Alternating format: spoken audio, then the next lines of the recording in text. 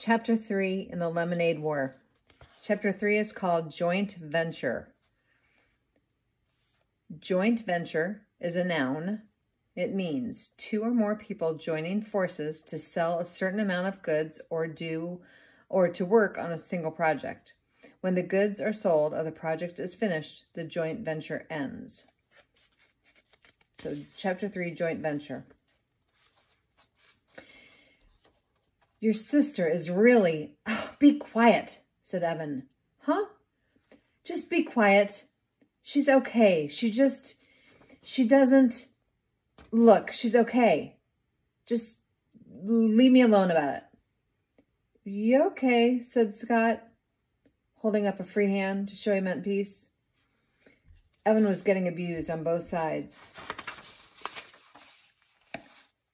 The heavy cooler was banging against his inside leg with every step, and the plastic chairs were scraping against his outside leg. Bruised and bloodied, he thought to himself, all for the fun of hanging out with Scott Spencer. Why couldn't Jack have been home, or Ryan? And why did Adam have to be at the Cape this weekend? This stunk. How far are we walking? Grunted Scott. Just to the corner. Evan watched as drops of sweat fell off his face and landed on the hot sidewalk. We should have stayed in the driveway. It was shaded there. The corner's better, Evan replied. Trust me. He then remembered when Jessie had said the same words to him last summer. They were setting up a lemonade stand together, and Evan had been grumbling about dragging the cooler all the way across the street and down two houses, just like Scott was doing. But Jessie had insisted. There's sidewalk on this side, she said. We'll go to the foot traffic coming in both directions, and people in cars coming around the curve, and we will have time. They will have time to see us and slow down. Besides, there's a bunch of little kids on that side of the street, and their mothers won't want them crossing the road. The corner's better. Trust me. And she was right. They'd made a ton of money that afternoon. It took 10 seconds to set up that lemonade stand. Evan unfolded the chairs and set one on each side of the cooler. Scott tilted the sign toward the street for maximum effect, and then they both sat down. Man, it's hot, said Evan. He took off his baseball cap and wiped the sweat from his face with his shirt. Then he grabbed an ice cube from the cooler, balanced it on his head, and stuck his cap back on over the ice cube. Yeah, said Scott, I'm thirsty. And he reached into the paper bag, pulled out a cup. It was one of those large red plastic cups that vendors use at professional baseball games. Then Scott took out one of the pitchers from the cooler, filled up the cup to the brim with lemonade. Hey, not that much, said Evan, pouring himself a cup too, but only part way. He glugged down half his drink. Not bad, he thought, though he noticed a dead fruit fly floating on top. His mom had been battling a mad fruit fly infestation ever since the weather turned really warm. The kitchen sink area where they kept their fruit bowl was dotted with tiny, feathery fruit fly corpses, like fruit flies all over the place. Scott drained his cup and tossed it on the ground. Ah, he said, satisfied. That was good. I'm going to have another. Evan reached for the trash cup and stowed it under his seat. Nah, come on, Scott. You're going to drink all the profits if you do that. He stretched out his legs and put his feet on top of the cooler. Just chill. Just chill out. Sit down. I'm going to chill by having another cup of lemonade, said Scott.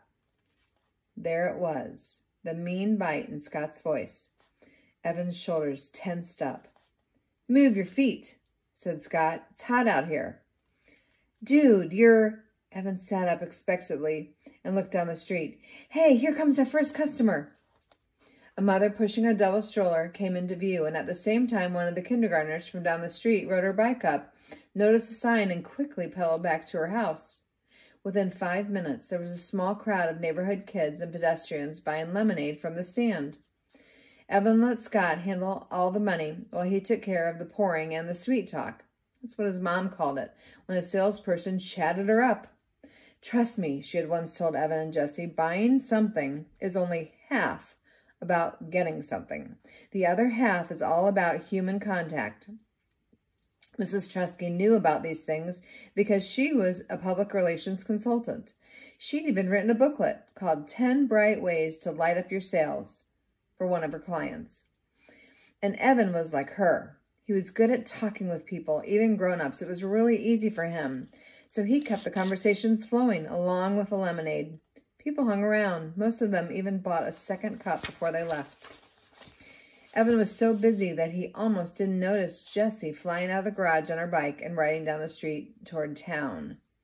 Good riddance, he thought, but at the same time, he kind of wondered where she was going. During a lull in business, Evan walked all around the stand, picking up the discarded plastic cups. Scott sat in his chair, jingling the coins in his pocket. Man, we're gonna be rich, said Scott. I bet we made $5 already. I bet maybe we even made 10. How much do you think we made? Evan shrugged. He looked back at the stack of used cups in his hand and counted the rims. 14 cups. They'd sold 14 cups of lemonade so far, and each cup of lemonade cost 50 cents. Evan now heard Mrs. DeFazio's voice in his ear. Mrs. DeFazio had been his third-grade teacher, and she had done everything she could to help Evan with his math. He could hear her voice. If 1 cup of lemonade sells for 50 cents and you sell 14 cups of lemonade, how much money have you made? Can anyone figure that out? Word problems. Oh, Evan hated word problems. And this one was impossible anyway. He was pretty sure the equation was 14 times 50. But how was he supposed to solve that? On a side note, you guys remember the magic zeros trick? That was a double-digit multiplication problem. There was no way he could do a problem like that. And besides, some of those 14 people had bought refills and used the same cup. But how many? Evan didn't know. Still, he knew that he had made a pretty good amount of money. That estimate was close enough for him. How much do you think we could make if we sold it all? Asked Scott. I don't know, said Evan. Maybe $20? That sounded high to him, but even Evan was an optimist. Do you really think? Both boys looked at the cooler. 3 pitchers were empty, and they only had a half a pitcher left. You were pouring the cups too full, said Scott. You should have poured less in each one. You're the one who brought the huge plastic cups. You could fit a gallon in one of those, said Evan. Besides, I wasn't going to be chintzy. They're paying a whole $50 for it. They deserve a full cup. And anyway, we can just go home and make more. My mom has cans of lemonade in the freezer. So go home, make more, said Scott. Oh, yes, Your Majesty. Oh, High Commander. Oh, Your Infiniteness. Why don't you go make it? Because I'm chillin' as ordered, said Scott, leaning back in his chair with a silly grin on his face. Evan knew he was just joking, but this was exactly why he didn't like Scott Spencer. He was always thinking of himself, always looking for some way to come out on top. If they were playing knockout, Scott always came up with a new rule that helped him win. If they'd been doing an assignment together, Scott always figured out how to divide it up so that he had to do less work. The kid was a weasel, no 2 ways about it. But everyone else was out of town. Evan didn't want to spend the day alone, and Jessie was on his dark list, as Mom called it. Evan might never play with Jessie again, in his mind. Evan crossed the street and went home. He was surprised to find that there were no more cans of lemonade in the freezer. Wow, there'd been so many there this morning. Luckily, there was a can of grape juice in the freezer and a bottle of ginger ale in the fridge. Oh, this'll work, he thought. People will want a cold drink, and they won't care if it's lemonade or not. He mixed up the grape juice at the sink. The fruit flies were out more out of control than ever. Thanks to the lemonade, the boys had dribbled on the countertop. Evan swatted at a couple, but most of them drifted out of his reach and settled on the fruit bowl. He wished his mother believed in chemical warfare, but for Mrs. Tresky, it was an all-natural way or nothing. Usually nothing. When he went back outside to the lemonade stand, Evan noticed that the last pitcher was turned upside down in the cooler. Aw, come on, Scott, he said. What? It was hot, and you said we could always make more. Yeah, well, we didn't have much more in the house as I thought, so I got grape juice and ginger ale. Ugh, I hate ginger ale, Scott said. I wouldn't give you a penny for it. It turned out that a lot of people felt the same way, and business definitely got slower. The day got hotter, and the sun beat down on them so ferociously that it was easy to imagine the sidewalk cracking open and swallowing them whole. Fanning himself, Evan said, "How much money do you really think we could make?" "I don't know," said Scott, pushing his baseball cap down over his eyes. "I mean, on a hot day like this," Evan said, silently adding the words, or tomorrow. "If we sold 8 pitchers of lemonade, what do you think we'd each make?" 8 pitchers? I don't know. Scott shook his head. His baseball cap wagged back and forth. Too hot for math. This is summer. Evan pulled the red pen out of his pocket and started to write on the palm of his hand. 8 times question mark, 8 times 50 question mark, divided by 2 question mark. That's what he wrote.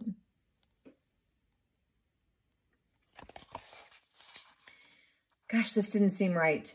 Jessie would know. She'd do that math in her head in a second. Evan capped the pen and jammed it into his pocket. "I bet it's a lot," said Evan. "I bet on a hot day like this we could actually make some real money in the lemonade business." "Yeah," said Scott. "Then we'd be rich and I'd get an Xbox. The new one with the dual controls." "I'd get an iPod," said Evan. He'd been saving for 1 whole year. But every time that he had some money put away, well, it just disappeared. Like the $10 from Grandma, she'd even written in their card, "Here's a little something to help you get that music thing you want." But the money was gone. He'd treated Paul and Ryan to slices of pizza at Old Townhouse. It had been fun.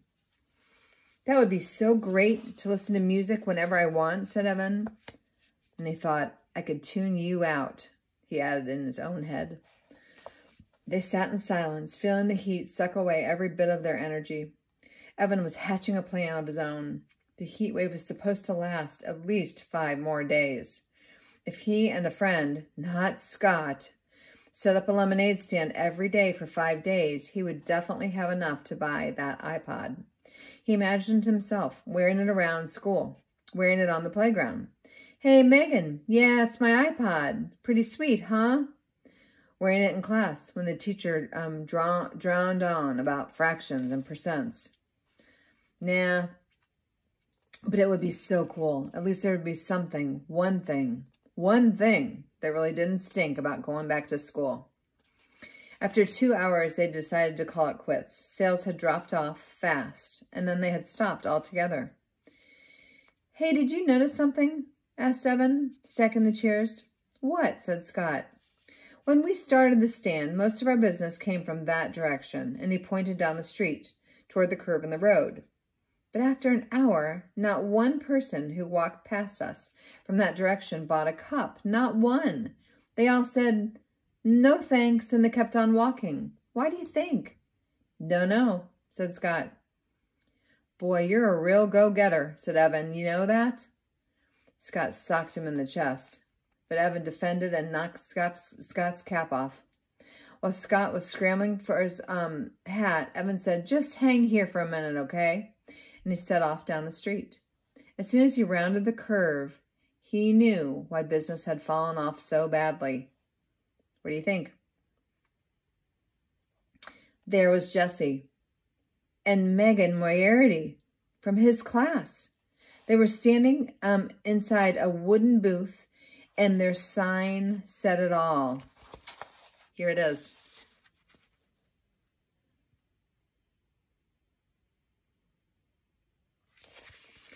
It read, "Lemonade. Frosty, delicious, thirst-quenching. Wow, only 50 cents per cup." By the looks of it, their business was booming. Evan watched as Jessie accepted a fistful of dollar bills from a mother surrounded by kids. At that moment, Jessie looked up and saw him. Evan had a weird feeling like he'd been caught cheating on a test. He wanted to run and hide somewhere, but instead he froze. What would Jessie do? Evan couldn't believe it. She sneered at him. She cocked her head to the side and gave him a little "I'm so much better than you" smile, and then she waved the money in her hand at him. She waved it, as if to say, Look how much we've sold making lemonade. Bet you can't beat that. Evan turned on his heels and walked away. Behind him, he could hear Megan Moriarty laughing at him, clear as a bell. Uh-oh. Chapter 4 is next.